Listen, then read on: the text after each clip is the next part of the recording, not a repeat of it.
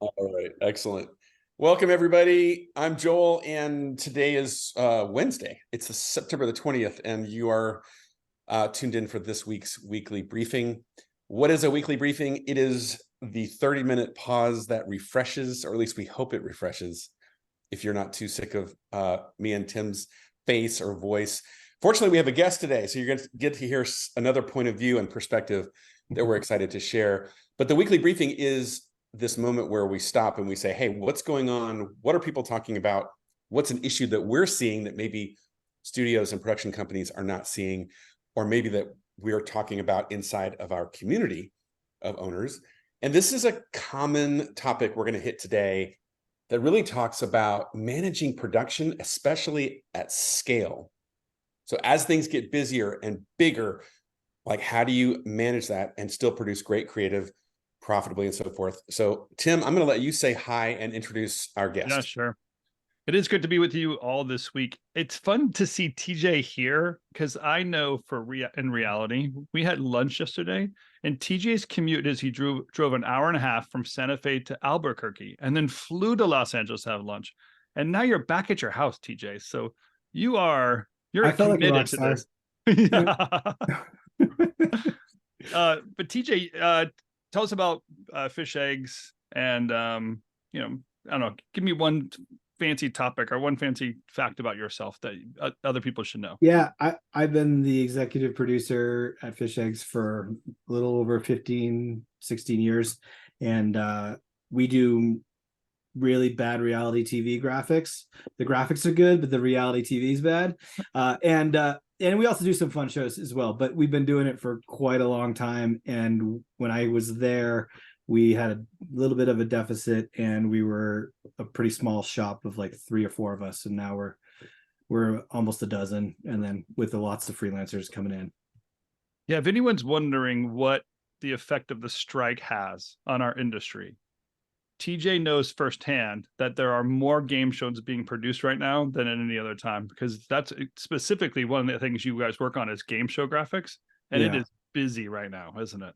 Yeah, the world of competition reality, anything that doesn't take a writer or an actor, they're calling us. What's interesting is the writers on a game show are just researchers. They're not writers, so they're pretty much writing, but not part of the guild that way. Yeah, right. All right, so here's the little game I want to play to get into this topic today, because TJ, you may or may not know, in my former life, I ran a studio of my own, had about 25 mouths to feed, plus, 100 or so freelancers and all that. And so I'm going to sort of like pretend like you and I are running a studio right now, like Fish Eggs, let's say. Mm-hmm.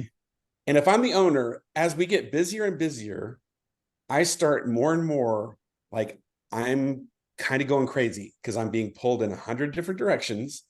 And you're my producer, right? So you're in charge of all these projects. And I'm constantly coming to you and I'm like, how are we doing on the so-and-so job? How's things going on that job? Are we over budget? Are we on track? Are we making any money? Right?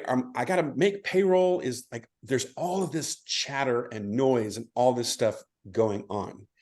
And now let's pretend, like, let's think back to a recent point in your history, maybe a year ago or 6 months ago or something like that. Mm-hmm. What was your world like trying to manage all of those various inputs and voices and the owner hammering away at you like, what's going on over there? We're not making any money. What are you guys doing over there? Yeah. There was a lot more arguments about how much time we could spend on something, to be honest, back then, because it was a feeling of mine rather than a number I could put in front of him and say, hey, this is actually where we're at. I would be like, I don't know, man, we've done 3 rounds of revisions on this and you still want to try to, redo this and, with a different artist or whatever, try 4 different options to give them.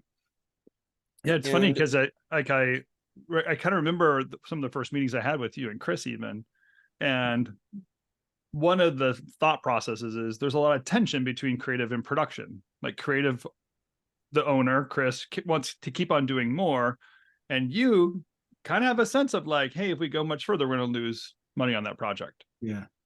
Yeah, we had a lot less projects too, I would say. It was easier to manage, and we got to a point, just bandwidth wise, even if you hired more freelancers to do the actual work, we would just start dropping the ball, and bids wouldn't go out fast enough, invoices wouldn't go out fast enough, because it was all like in my head, and I didn't have enough of support to sort of put that together, or the data. Let me ask you this, TJ, is this a perhaps familiar request? And hopefully not anymore. But I know a common request that perhaps I made of my team, so I'm making it of you right now, and maybe people right here are making the same request of their producers, which is two things. TJ, spend as little as possible, but make the work as great as possible, or the client as happy as possible. Does that sound as nonsensical to you as it does to me? Like, how do you do both of those? How do you reconcile that? Yeah. And then fight the urge just to try to do more yourself, because you could save money that way. Yeah, right. That's or make the owner do more and more. Yeah. Right. Or often it's like whatever the owner's latest request was, because when I say to you, make that creative better, redo all that, you're like, okay, boss. But then I come back later and I go, dude, where the hell is all the money? We got killed on this job. And you're like, I don't understand what you want me to do. Yeah, that did happen. And there would also be moments where we'd be in the middle of a project and I'd say, we're doing okay on this one. And he'd be frustrated, or the team be like, we're on like our 6th round, and I was like, they don't remember that we were, we actually haven't done that much work on it yet. We only really touched this one little thing, and we've changed the color 3 times. And so we do have sort of a fat budget left. So that would but we'd only know that at the end, right? It would only be when we look back and go, oh, we made money on that one. I thought that we lost money because the client was so difficult. And the funny thing is, Joel, is that TJ was kind of the bottleneck. He was the go-between. So he would delegate the work to producer, but the producer would tell him how it's going, and then he would always be the person in the center. Which we in the lunch yesterday, it was interesting to say the feeling of value of like, well, I feel really important. That's a really good position. Everybody needs me. But the reality was, TJ, you were being tortured because there was no other knowledge than what you were capturing. And you felt really the burden of everything. The client's asking you, producers asking you, the creative asking you, and always kind of being a clearinghouse of all data. Yeah. So question for you, TJ, let's say you've now put in place a new system, and you come to me and you say, hey, Joel, I want to run things this way. What is it that you're going to change? How are you going to make this better? Yeah, consult Joel how to do it, because he didn't do it right. I'm just a dumb owner. Well, should I talk about specific software, or just the philosophy? Talk about like the philosophy to start with. Yeah. Like, help me. Yeah, how would you the philosophy, I think, is a shift in perspective from not looking back as much, but to looking ahead more. And it seems obvious, but when you're in it every day and you end every day going, I got 5 more hours of work, but the sun will come up tomorrow, I'll just deal with it tomorrow. You look back a lot, but I would suggest to look ahead more and figure out really on a global scale what you're going to need and what the financial implications are of what you're going to need. And it sounds pretty obvious now that I'm saying it, but it wasn't easy to track back then. There was too many variables. Yeah, one of the things we did is recognize that specifically if there was no really projected future costs in anything. So we knew where we were, possibly. We knew where we used to be, at least. Mm-hmm. And then to say how could we project what the future might look like, so that when a creative person is asking you, can I do this, or should I do more or less? We can say, well, we understand the future impact if you make that decision, and we know the profit or loss if it make the difference. And that made a huge difference to you guys. When I built your first roll up, not everything was, 0 or above. There was a lot in that initial moment that if we projected it forward, we were not going to make our budget. But with enough time, there was one project I'm specifically thinking of. I think we were looking at a major hit, 15 grand or something like that. Yeah. But there was enough time, and you'd work with that client enough to kind of change the course of the project and actually get it done on budget. Yeah. All right, but I have a question for you, TJ. Again, I'm just the dumb owner here. What the heck is this roll up, and what's this going to do for us? Yeah, right. Yeah. Well, I figure most people know what it is here, but assume completely clueless. Yeah. All right. Yeah. Well, what the roll up was for us is a way to see data all in one spot, and it was the data of knowing how much money we've spent right next to how much money is forecasted to spend, and really looking at those three numbers, and then how did that result in profit or not at the end. And if it was red, it means that we were going to lose money or break even, which might be worse. And then if it wasn't red, then we knew that we were doing okay. So your case, like, can I do this or not? Tim would ask, can I add this other thing? We now can go look at that line item and say, actually, we're doing really well on this, and we're only forecasted to spend this much time. And this really might make our client happy, or might make the project look better and the final results look great. Yeah, you should definitely do that. Is that sort of how we're using it, simply, I would say. Yeah. Now here's one big change though, because the report you're describing, I'm seeing real numbers, right? Like real costs, which is really different from what I'm used to. Because back in my day, I had a list of all the jobs, and I had all of these rates that we were charging the client that included, markup and margin and profit and all this other crap. And then there was a big round number. And so I would just tell my producer, well, this many hours times this rate is this big number, go get it done. And then when we're halfway through the project, when I would say, hey, how are we doing? It was like, well, I haven't gone over yet, so I'll keep you posted. But then we'd get close to the end of the job, and all of a sudden there would be all of these requests coming in, like, hey, the client wants another round. They want to make the logo bigger. They don't, the CEO doesn't like purple. And when they were like, can we spend all this money? You guys would ask me these things. My answer was like, I don't know. Why are you asking me? It's like, right? I have no information.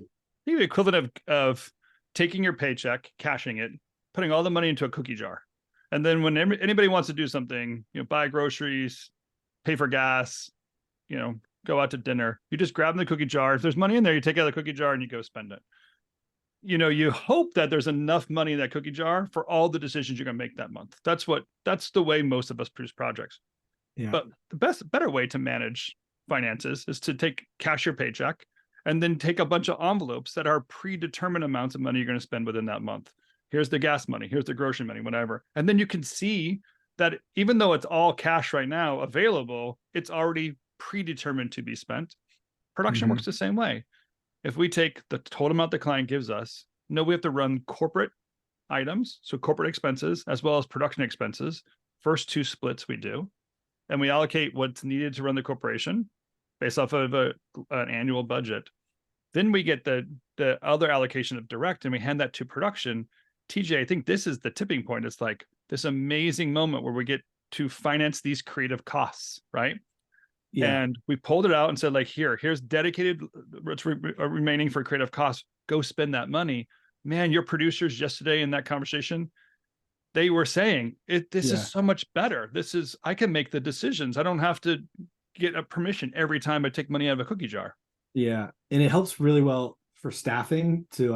We can see, do we need to make somebody work harder or longer this weekend, somebody on staff, or can I afford a freelancer? Can I afford a A-level person even maybe on this? And because I can look out a couple months now and go, well, these are the expenses we had. These are the forecasted invoices that should be paid by then. And that's the other global part that is actually almost more helpful, because now our team isn't as stressed. They're not begging to use an artist. And if any, in some ways, we're now trying to find more things for some of our teammates to do. And part of the routine, so specific, you guys are using Harvest for production management costs and what have you. And then they add on a forecast, which is really a resource management tool. And we put that in place. We can pull that data and put that into our production rollup, so we can kind of even get the visibility we're used to, but using that platform. It became a regular routine for you guys then to have conversations about resources, which has boosted your utilization, hasn't it? You guys are smarter about the resources you have. People aren't just sitting around. And if they are, to approach your client and say, hey, this pause that you put us on is costing us money, and you can negotiate something new. All those are almost like obvious now, but epiphanies as they popped up when you saw the real data. Yeah. Communication with a client has gone from being a little timid to ask for calendars, more money, to this is the reality and I can blame something else. Hey, this is the reality. How do you want to handle it? You can either give us more money or we could stop. And tell us the calendar, or if you want to put us on hold. We have ways of dealing with that now, because we can give them, at least we don't actually give them the actual data, but we can at least confidently sit behind our data and say, no, there has to be a change here. I'm sorry. We've done everything we said we would do. Yeah, you guys love that. You guys love this data thing, don't you? You guys blame the calendar. You blame, now it's not your fault. You're just discussing what the plan is and how the plan works. Totally has changed those conversations. So Tim, I was going to say, I have a demo roll up that I might show in case you guys want, because you don't have a version. Obviously, TJ, you can't show us yours. The financial information. That would be good. But I would say, just in case anyone's wondering what this thing looks like, it's not like super fancy. It's just kind of a big spreadsheet.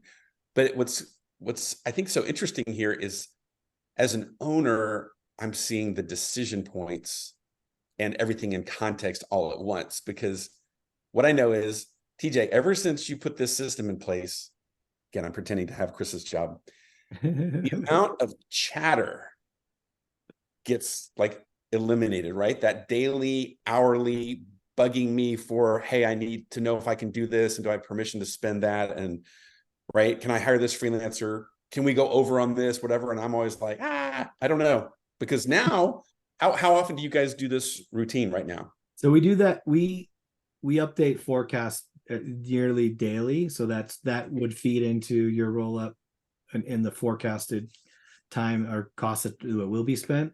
And our team is entering their hours in Harvest, so that sort of ticks away as the days go on. But we look at it weekly. We have a production meeting where we go over everything, and it's the 3 C's that Tim told us about, which is how is the creative doing, how is the client doing, and how's that cash flow. And it's still, you make it sound like there's not a lot of chatter anymore, like all of our problems are solved, but it's still a work in progress. And there's definitely some work to, almost for me to step away and do less, which is the challenge, because I'm so used to, if I'm not busy, it's a real problem. Well, my guess is that there's a certain amount of energy that leads up to that. Oh, we're about to meet. We're going to have the roll-up meeting tomorrow. Let's make sure that we cover that. So there's this kind of moment where we're looking at the latest information. Let's all get together. Let's hunker down, make all these decisions with the proper context. Yeah. And then let's go back to work. And there's always a certain amount of, and a lot of it is it's great because you'll see the problems right away. And there's other issues that the roll-up helps with, is you could see, I don't know if it was on the one you were showing, but we can see what's been invoiced, how much will be invoiced, and also kind of cross-reference that, right? So so if our bid on the left doesn't match the total on the right, there's a problem there. It's maybe we got an overage or something that hasn't been added to the final amount, and because I don't really think I've ever missed an invoice, but I could see as we grow, and we have gotten larger since. I'm not sure. I don't think it's all of our new system, but I think it's a little bit of these two stripes. But we have gotten bigger and busier, and it is easier to keep track of everything. Well, and and to that see obviously that problems. tips over not just production, but what we're doing in cash flow for you guys too. To Yeah. know that we're up to speed, we're catching things because we're depending on that revenue to come in to cover the cost for these projects. And there are some complicated things related to AR with certain broadcast companies. We'll just leave it that way, that don't like to pay their bills on time. But there are, as we navigate through, we can recognize, hey, how production can help, could leverage the deliverable, could recognize, the impact if there's something slowing down that it affects cash flow. So there's a additional visibility being attached to that. And I don't think people realize how much money you can save or how much gain there is personally going into a cash reserve account when you are managing that cash flow through your production system, right? Instead of just leaving it totally separate conversations.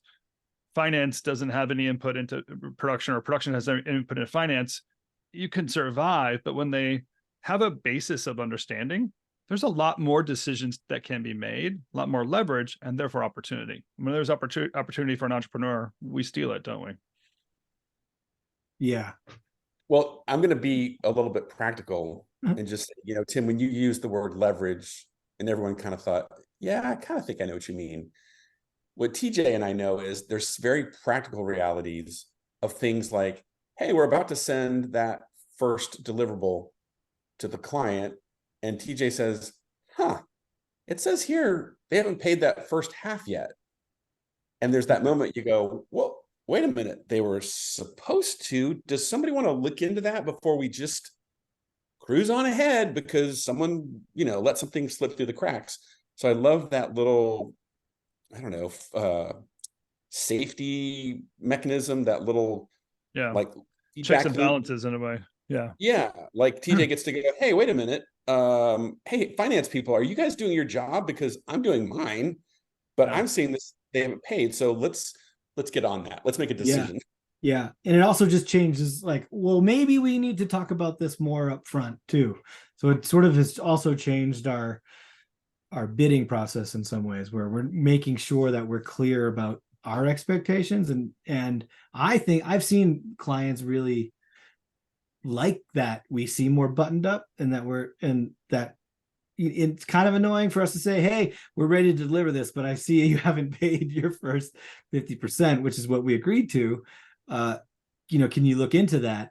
And then you have a chance to be a hero too. And you have a decision. You're like, oh, I've worked with these guys a lot of times. They're good. They're going to pay me. And you can still send it. And it's just the first deliverable. So you have other ammunition. But I think it's they like to know that you're on top of your shit, basically. Totally. Yeah. And as an owner, I like to sleep at night. You think? All right. So we teased that there are 3 things that you have done that have changed losses into gains this year. I think we've hinted on all of them, right? The first one is forecasting. Forecasting expenses. We know for sure, especially that one project. But I think when we did your initial roll up, there's a lot of minuses or close to zeros that today we're in the green. So just to have that visibility and make those decisions and navigate the projects to success, that's got to be 1 out of the 3. Yeah, that is definitely one, is just having the ability to see things sooner and having the transparency, because now we can have that discussion on it before it's too late. Yeah, sooner than later. Yeah, sooner. Yeah. The other one is just having data gives you confidence past your emotions.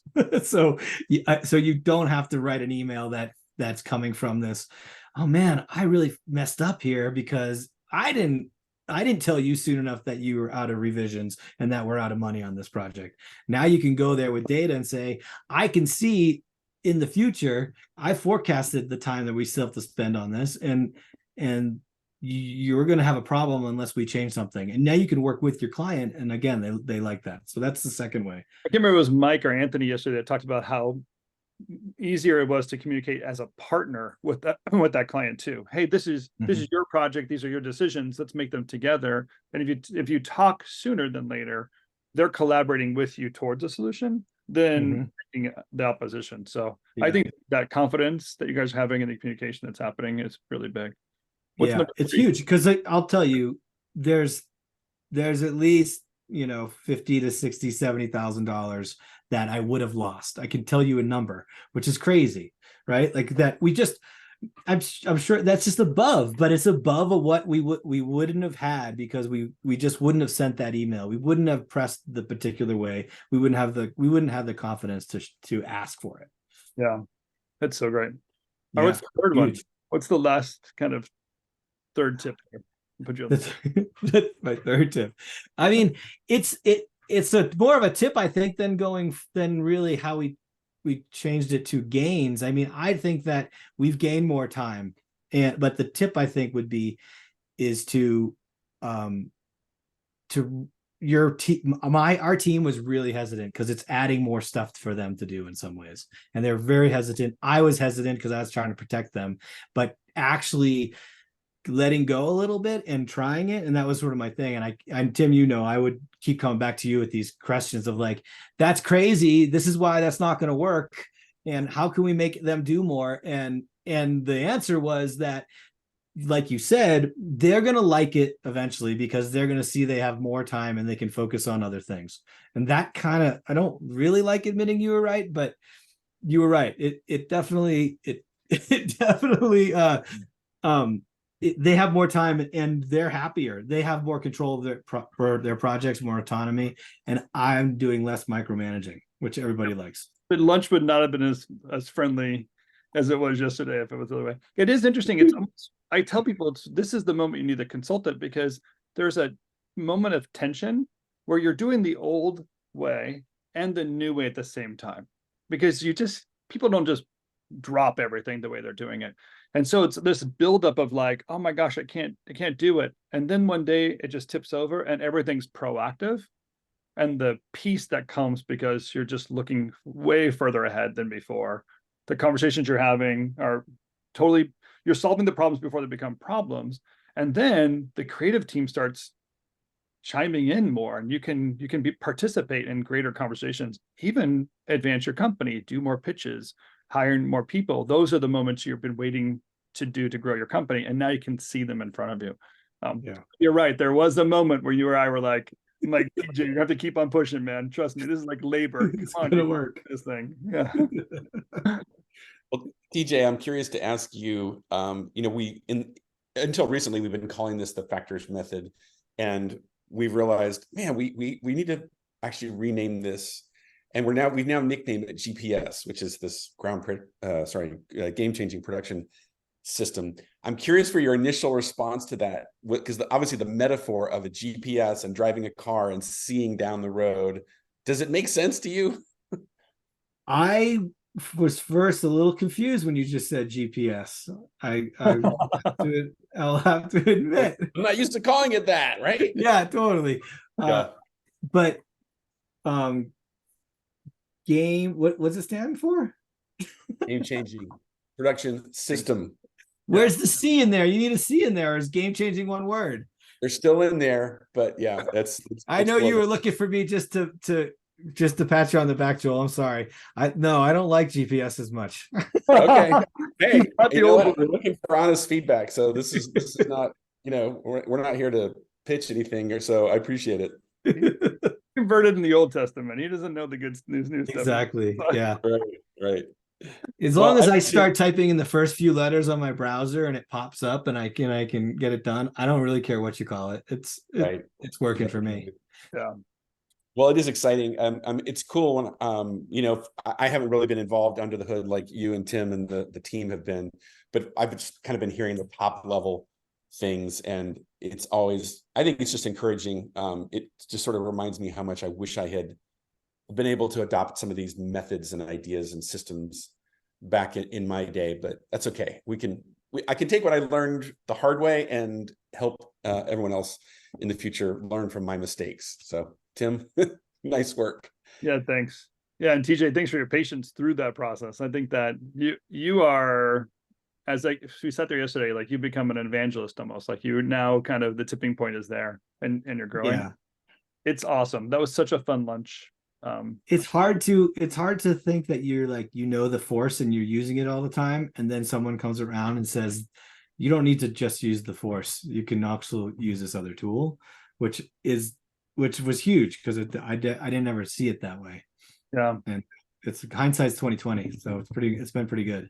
And what perfect timing. There's no way we would have got through this season that you've been turning down projects or losing projects that now Yeah. The scale is absolutely possible now. It's super great. Yeah, we've been lucky to be busy, of course. There's always that factor. Yeah. All right, Tim, well, you got a final parting nugget for everyone here. Maybe how about a recap? What were the three things? Give us like the 1, 2, 3. So I can actually I have a quote from not Little Mermaid, from Mary Poppins Returns. She says, "The quicker you're into it, the quicker you're out of it." And I kind of think that's really apropos here, because I even the owner kind of he wanted to take baby steps because it made him feel more comfortable. But I had a sense that if we're doing both the old way and the new way at the same time, it was going to be a problem.